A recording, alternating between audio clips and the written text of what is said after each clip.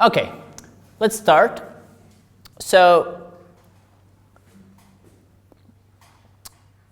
as an application of equivalence relations, we just solved a seemingly impossible puzzle.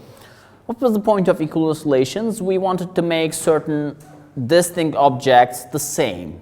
And by making the same, I mean we treat them as if they're the same object, even though they're not. For example, in the previous application we saw, we basically considered the set of all possible scenarios of this hat game, and we declared two scenarios to be equivalent if and only if they agree except finitely many hats, okay? So equivalence relations are used to treat distinct objects as if they're the same.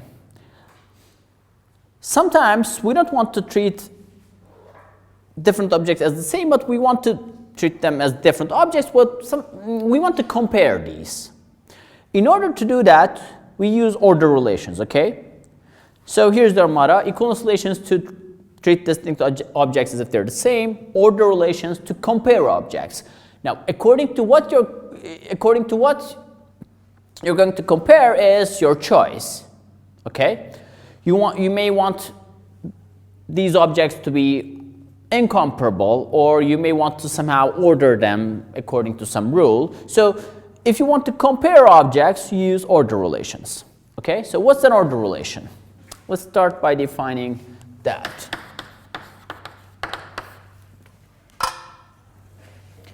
Let X be a set and E be a relation on X. So a relation on X simply means that E is a subset of X Cartesian X, okay? A relation is said to be a partial order relation on X if, now I require three properties, just like equivalence relations. What were the properties required for a relation to be an equivalence relation? Three properties: transitive, reflexive, symmetric. Okay, I'm just going to change the symmetric part. I'm going to make it anti-symmetric, and it will give us the order relations. Okay, so E is still reflexive.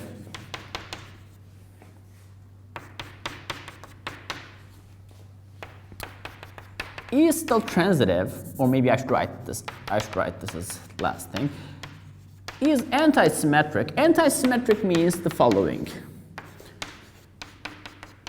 if X is related to Y and Y is related to X, then X is actually Y. Okay. So this is like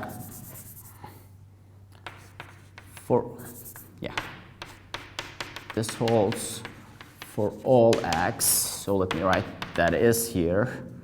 And anti-symmetric, that is, this is true for all X, Y, and X, for all X and X, and E should be transitive.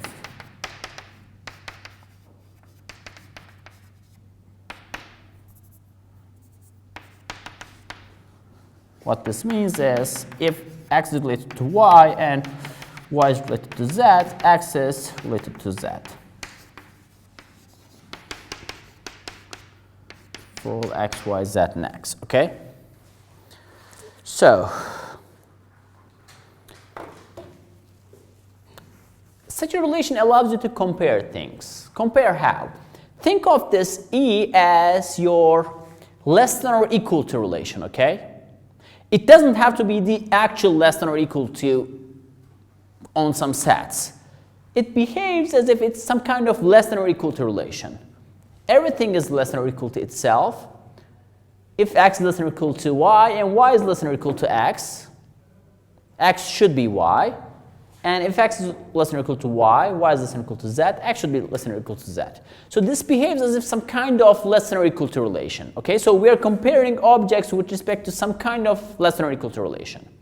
For this reason, I am not going to write E anymore. I'm just going to use the actual less than or equal to symbol to denote partial order relations. We shall mostly use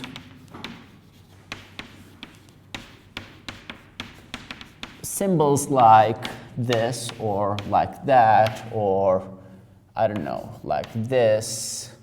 No, this has a specific meaning. I don't know. Come up with your favorite less than or equal to symbol, okay? I'm going to use the usual less than or equal to symbol, this one or this one, things like that. However, these symbols do not have their usual meaning, okay? They may have different meanings. I don't want to write E and F all the time for an order relation. I'm just going to use this, okay? And we're going to pronounce things like this as x is less than or equal to y as usual. Now, an exercise. Where's I did it again, sorry for this.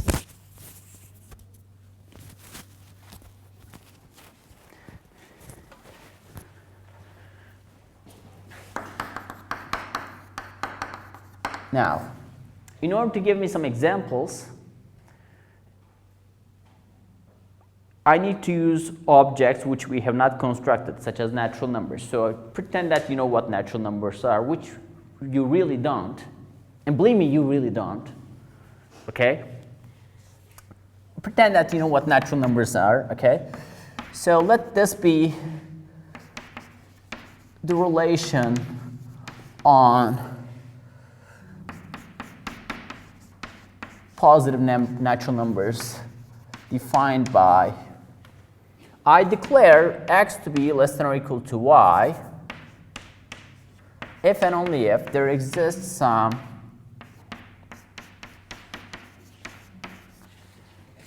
positive natural number k such that y is k times x. Again, you don't know what multiplication is, but pretend that you know, which you intuitively do, okay? But when we actually define multiplication, you're going to see how much work it requires, okay, before even like writing down a definition. It's complicated. We need to cover something called recursion theorem. Anyway, so show that this is an equivalence, this is an order relation. For example, under this order relation, 2 is less than or equal to 4. However, 2 is not less than or equal to 3. Because you cannot, there is no positive integer such that 3 is k times 2. Okay? Yes? About this multiplication, in 116 modern algebra class, Yes. we saw one definition of it. What? We saw one of the definitions of multiplication. Oh, yeah, I know. Oh, you did? That's good. It's good that they did that. Sometimes they don't do it. The thing is, okay, if you know the definition, that's good. What we're going to do is we're going to construct the natural numbers, then we're going to construct the operation of multiplication. If you know how it's done, then this shouldn't bug you. I was just saying it for those who have not seen a construction of this. You see, I'm using objects which I haven't constructed yet, but we're going to do that, so don't worry about it.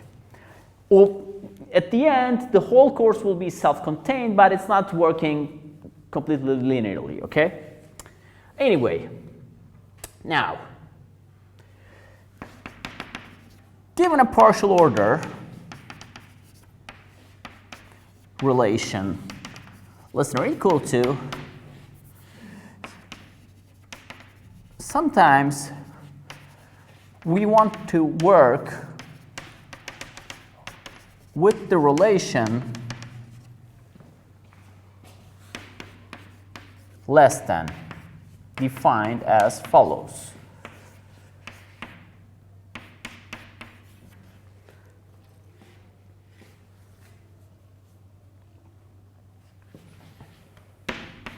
Okay? So let's say that I have some kind of partial order relation. In practice, what you do is you want to work with a relation which behaves like this, except you don't want to you see, this behaves like a less than or equal to, right? We are looking for a relation which behaves like less than, so we don't want the equal part. So we define a new relation. X should be related to Y under this relation, and they should be different. It turns out that these relations are exactly relations satisfying two properties, being transitive and being asymmetric. So it turns out that these relations are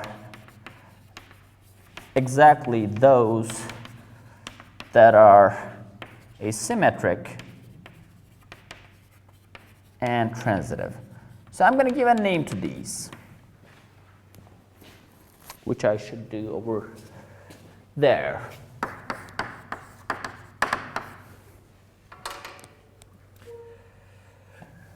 Let X be a set and E be a relation on X. Then E is set to be a strict partial order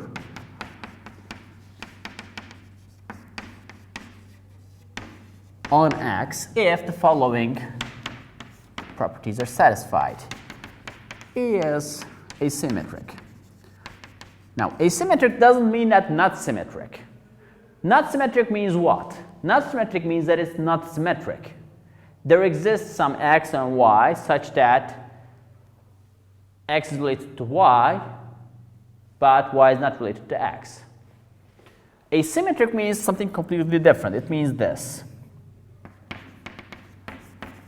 For all X and Y in X, if X is related to Y, then Y is not related to X. Okay?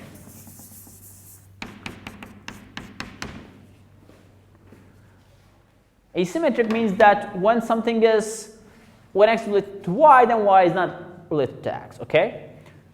Think of it like this. This is going to behave like our less than relation. Okay? We're simply saying that if X is less than Y, then Y is not less than X. Okay? This is the first property, and the second is E is transitive. You know what transitive means, so I'm not going to rewrite it again. Now, over here, there's a claim. And the claim says, if you start with a partial order relation and define a new relation like this, you get a strict partial order. And this claim has a dual claim, which is the following. If you start with this relation and define this relation again by this, for any strict partial order, you're going to get a partial order. So let me write down these claims and prove them, okay? Now, as we deal with order relations, I'm going to constantly jump between partial orders and strict partial orders. So you need to know that, like, you need to see these theorems, okay? You need to understand these. Lemma.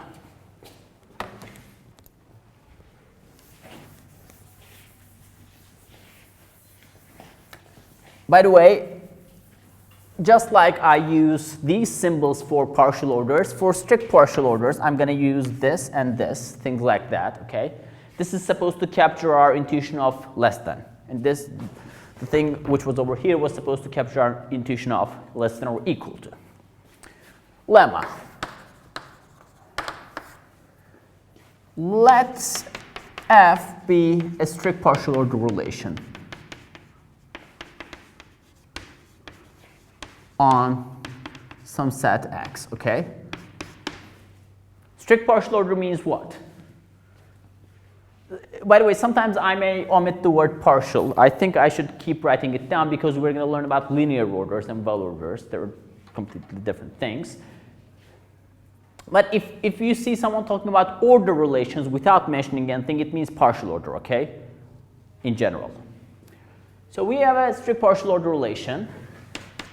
then the relation E on X defined by, now I'm defining a new relation.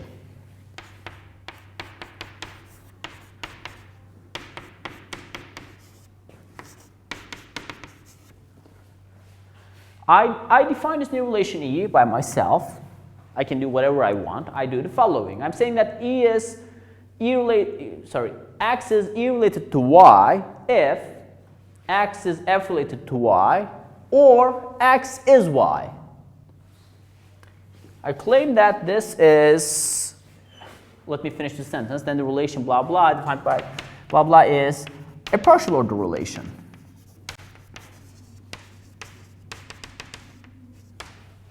Okay?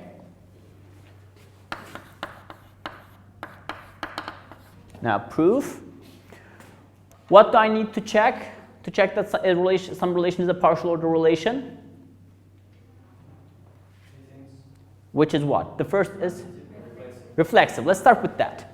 Is this relation reflexive? Is X related to X? Obviously. So clearly E is reflexive.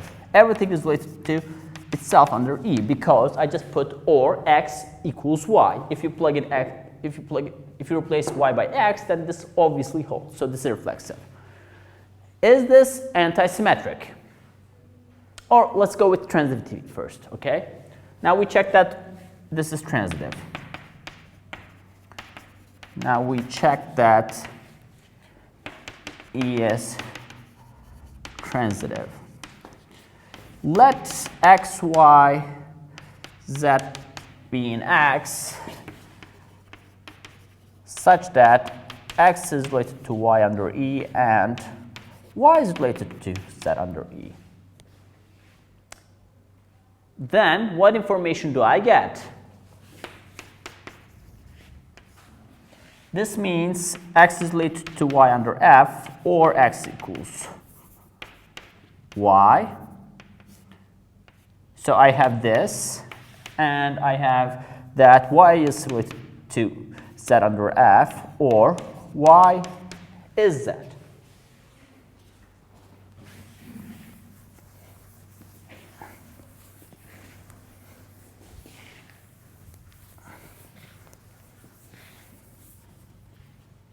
Now there are 4 cases that can happen. Okay, so let's start with this. Case 1, X is related to Y under F. Okay? Now in this case,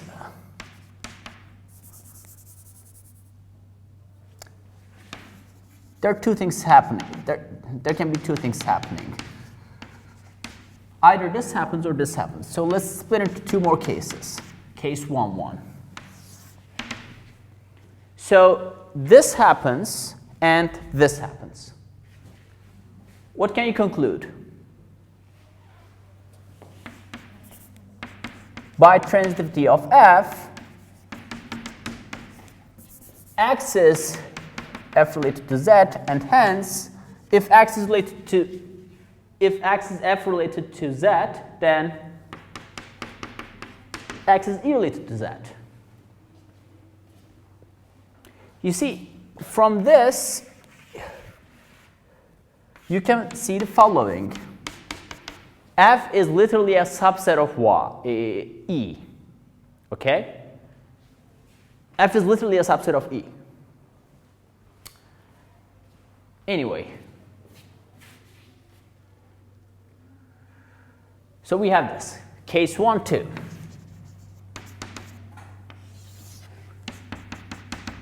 X F related to Y and Y equals Z. Well, in this case, obviously, clearly, X is related to Z because Y is Z. And hence, X is related to E is related to Z. Now, case 2. Case 2 is the case where X equals Y. Case 2.1, X is Y and y is f related to z. In this case, again, clearly we have, let's see, x f related to z, and hence x is e related to z, because if x is y, then I automatically have x f related to z. In case 2, 2, if x is y and y is z, then x is z, and so they're automatically E related by definition of E, okay?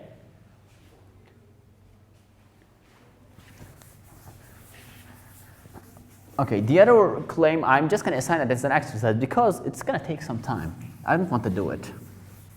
I mean, I can, but it's going to be very similar to that, the other proposition that I'm going to state in like 5 minutes. So what have we proven so far? That this is reflexive and transitive. Let's prove that this is antisymmetric. Now we check that E is antisymmetric. Let xy be in X such that X is E related to Y and Y is E related to X. Then, okay, it's going to be similar. By definition of E, either this happens or this happens. And by definition of E again, if Y is related to X under E, this happens or this happens. Okay?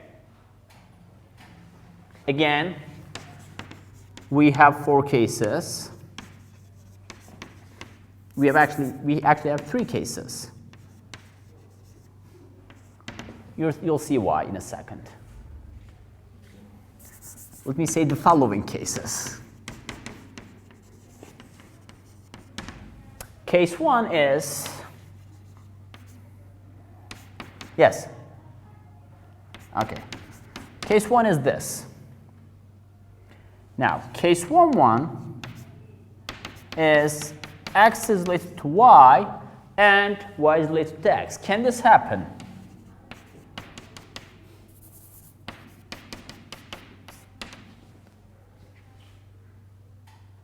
Can this happen? No. Why?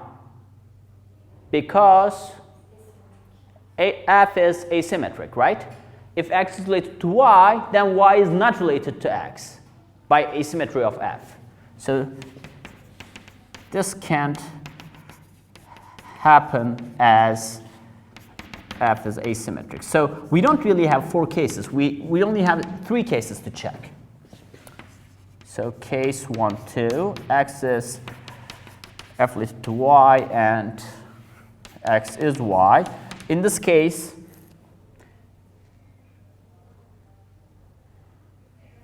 they're automatically the same, right? What am I trying to prove? I'm trying to prove that if this and this happens, then X is Y. Well, I automatically have that. And case 2 is the case X equals Y. Then obviously X equals Y. That's my assumption. So this is actually very simple. So it's automatically antisymmetric. If you start with this and this, the only thing that can happen is that X equals Y. Because the other case where X is not Y can't automatically happen by asymmetry of F, okay? So E is antisymmetric. So E is antisymmetric. Okay? So, is this understood? Are you sure? How many minutes do I have? Let's check that. 20, so I might actually do this one if you want. Nah, never mind, I'll do this one as well. We're ahead of our schedule. We are not really supposed to start order relations, so I don't want to go too fast. Now, the dual claim of this is the following. Okay, let's understand what this says. This says that if you have a strict partial order relation, then you can get a partial order relation by doing the obvious thing. You just make everything related to itself. Okay? Now, this is a dual. You start with a partial order, and then, let me name this E this time. You define a new relation by this.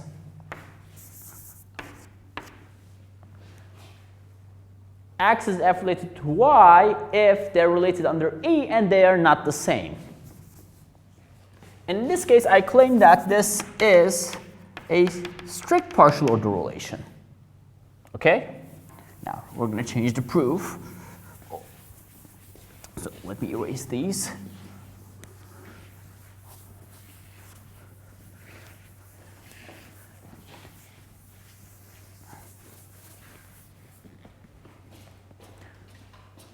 Okay, from now on in future, if I say things like consider the associated partial order of a strict order, or consider the associated strict order of a partial order, I mean this. For example, in this case, you just say that, like, F is the associated strict partial order of the partial order E, okay? And if we go the other way around, remember the relation remember the previous lemma, we defined a partial order from a strict partial order.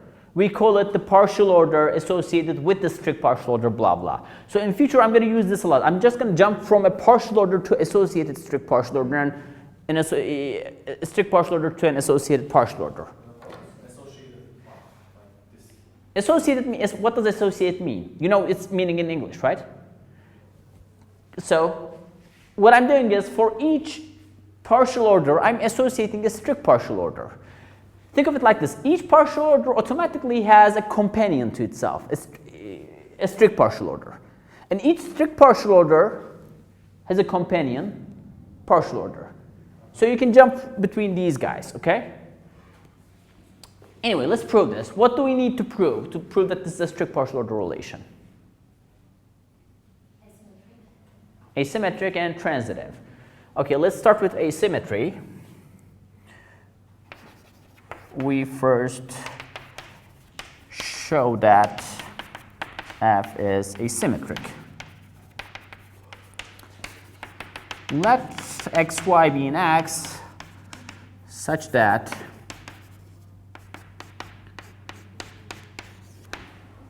X is related to Y. Sorry, X is F related to Y. Okay?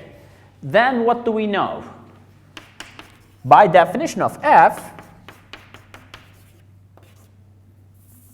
we know that this happens and this happens. They're distinct and they're irrelated. Okay? You have a question?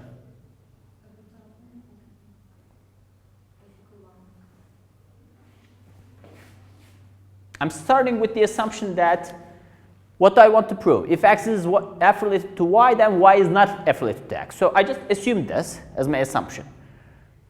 I want to prove, okay, we have this, right? By definition. Now, we wish to prove that Y is not F related to X. Okay, assume towards the contradiction, this is the case. Assume towards contradiction that this relation is not asymmetric and they are related. What would this give? This would give the following. By definition,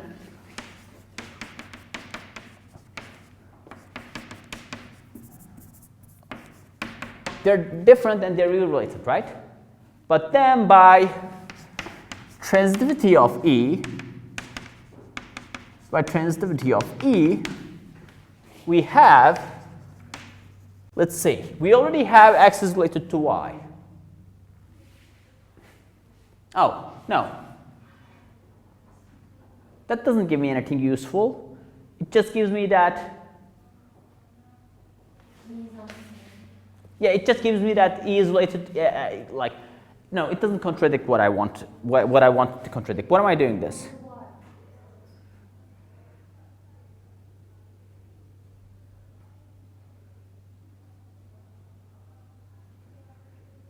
Wait, what? Oh, I see. We're going to use the, not transitivity. No, I'm saying antisymmetry. Yes. No, I was talking to myself. You're right. I'm being stupid. And this is getting embarrassing in front of the camera, but this is more natural. I'm not going to edit this out, don't worry. Some instructors are like that. Like, they want to look bossy, so they cut it out, like the necessary parts. Not transitivity. That doesn't give me anything useful. If I use transitivity, it's just going to give me x is related to x under E, which tells me nothing. By antisymmetry of E, we have x is related to y is related to x, therefore x is y, which is a contradiction. Okay? Thus, what we assumed is wrong. And so f is asymmetric. Symmetric. Now we need to check transitivity. We now check transitivity of the transitivity of f. Let x, y, z be in x such that x is f related to y and y is f related to z. Then let's use the definition of these. We have x e related to y and they're distinct, and y is e related to z and they're distinct. Now by transitivity of E,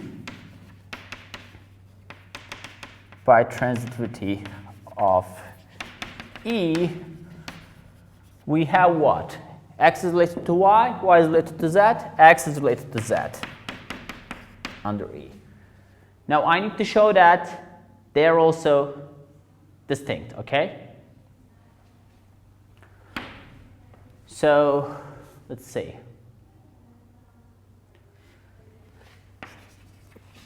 We also need to show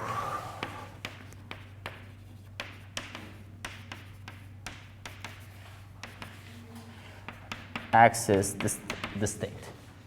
What would happen if they were the same? If it were the case that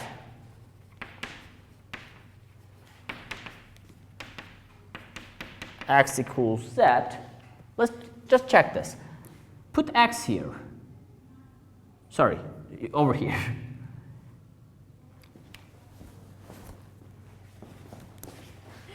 X is related to y is related to x. So by antisymmetry, they would be the same. But they are not. So that's it.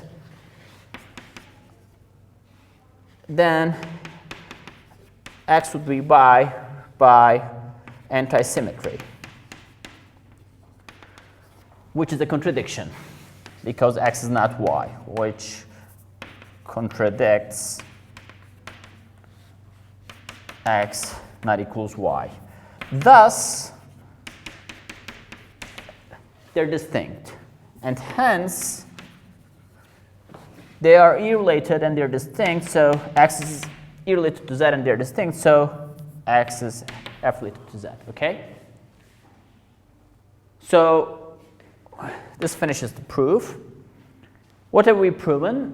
We have proven that for any partial order, I have a corresponding strict partial order, okay?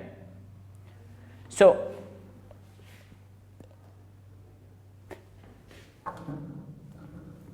when I define a partial order in future, it automatically has a companion strict partial order, okay?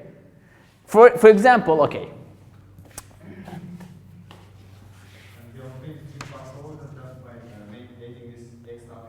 Yes, and we did the other way around, right? We started with a strict partial order, and by just adding or x equals y, we obtained a partial order. Now, in future, this is just a notational remark that I'm going to write down.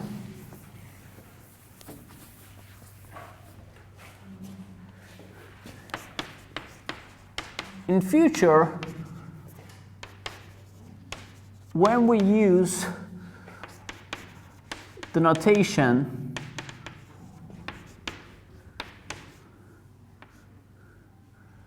this for a partial order,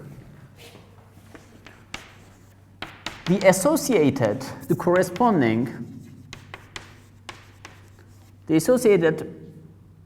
strict partial orders will be denoted by, well, you can guess how they're going to be denoted, by this and that, and vice versa, okay?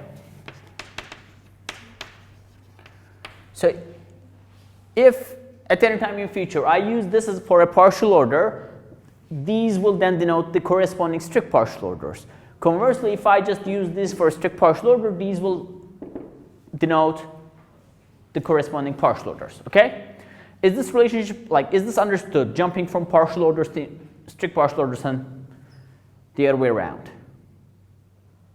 Okay. Now,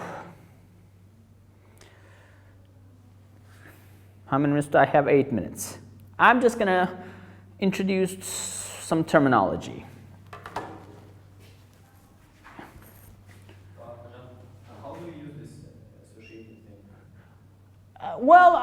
These two relations, how do they work? We just learn what they are. Yeah, I mean, this is just to introduce them. These, at the moment, these have no use, okay? I'm just saying that, for every partial order, there's a strict partial order. For every strict partial order, there's a partial order. What's going to happen in future is, for example, okay, I'm just trying to avoid some issues. For example, when I define natural numbers, I will declare one natural number to be strictly less than the other if this is a member of that, okay? And then I will keep using this. And then you're going to ask me the following question: what is this? You're going to tell me that you didn't define this. Yes, I have. I defined the corresponding strict partial order, so you know how to get this from this. Think of this as I'm just trying to avoid all the questions that may be asked about this in the future. I'm just trying to avoid just redefining everything over and over again. When I define a strict partial order, pretend that I also define a partial order together with it, okay? At the moment, these are of no use.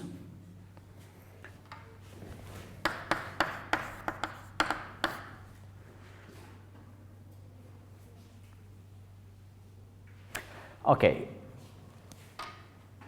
I was planning to assign a nice exercise later to these, but let me introduce more terminology.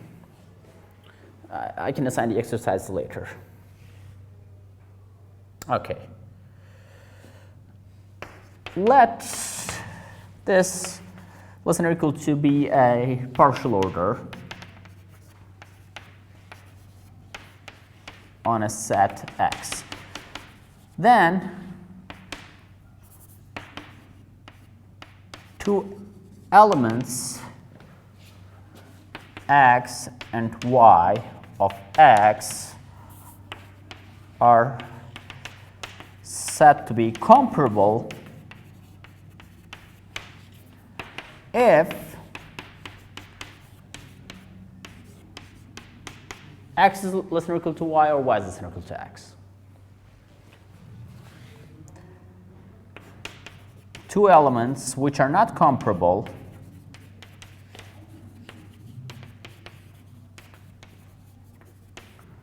are said to be incomparable.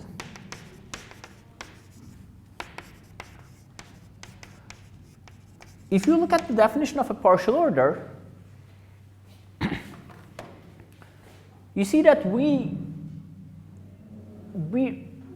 did not put any restrictions that forces elements to be always comparable with each other. For example, look at the identity relation. The identity relation. Everything is just related to itself.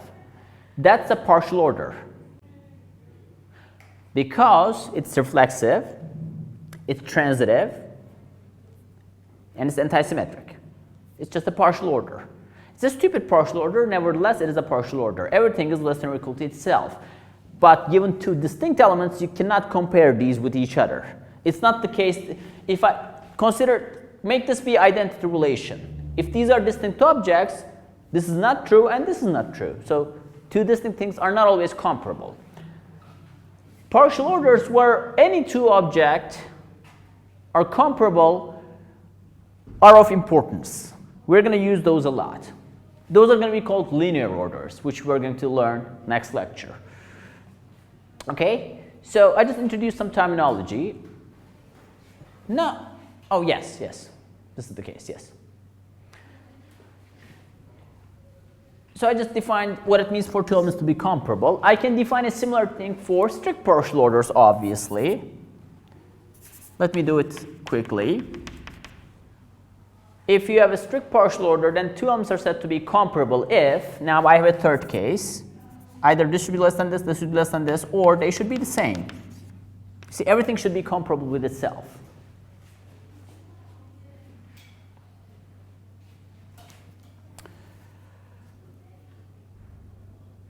Okay.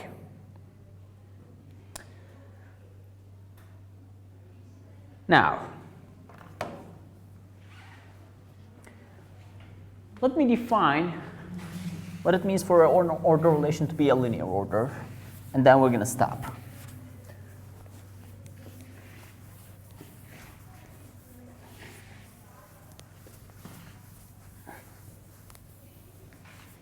Now you'll understand why I kept emphasizing this jumping issue between partial orders and strict partial orders. I'm just going to, for every possible order relation you know, there's a strict one, there's a usual one, and there's a correspondence between them.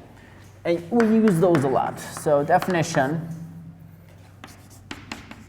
a partial order relation on, let's name this guy less than or equal to, on a set X is said to be a linear order if any two elements of X are comparable with respect to this relation. Now this is a companion definition.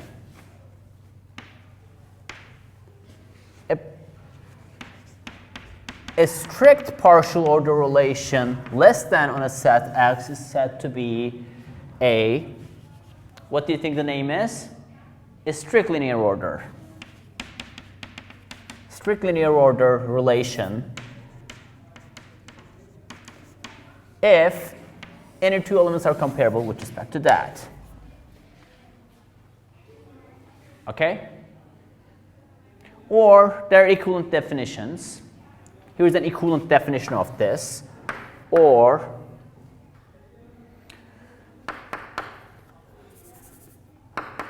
the corresponding partial order blah blah is a linear order. Okay?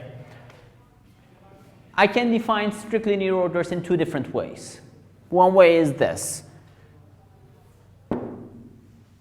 A strict linear order is a strict order such that any two elements are comparable. Here's another definition. You look at the corresponding partial order and you require that to be a linear order. It's equivalent. You can prove the equivalence easily, okay? Yes? Corresponding partial order and associated partial order. They're the same thing. the word associated is not some technical word. It's just an English word. Associated, corresponding, companion. You can call it his friend if you want, like the friend partial order, blah, blah. It doesn't matter. The point is, you can jump from one to the other and so on, okay? So we have linear orders. The reason these are called linear is that, now, I'm not going to go into details of this because there's a whole theory of this, like the order theory. Partial orders can be pictorized by diagrams called Asst diagrams. You just put some vertices, okay, and then you put some arrows around, like this is less than or equal to this, this is less than or equal to this, this is less than or equal to this, and so on, okay? Yeah, you can define a partial order like this. When you require any two elements to be comparable, this cannot happen. You see over here, this element and this element are not comparable. When you require any two elements to be comparable, these guys are automatically live on a line, in a sense. This is why it's called linear order, okay? Linear orders, basically the objects live on some kind of line, okay? They're linearly ordered. Given any two of them, you can say that, okay, this is greater than this, or this is less than this, and so on, okay? Now, we're going to spend some time on this, and then we're going to learn one of the most important concepts of this course, which is the concept of a well order. A well order relation will be a special type of linear order relation. You see, I'm building all the, in order to understand what a well order is, you need to understand what a linear order is. In order to understand what a linear order is, you need to understand what a partial order is, and so on. You see, this part of the course, even though it's basic, it's very important because if you don't understand the terminology and all the properties at the moment, it's going to become a problem for the future, okay? Half of the course are going to be, the second half of the course will be devoted to ordinal numbers, basically. Ordinal numbers, if you just look at the definition, it's a transitive set which is well ordered by membership. So you see the phrase well order. A well order is it's a special type of linear order where you don't have an infinite descending sequence and so on, blah, blah. We're going to learn about those. The point is, make sure that you learn these concepts, okay? They're going to be central to the main topic of the course, which is basically ordinal numbers. So I will see you next Tuesday in the morning.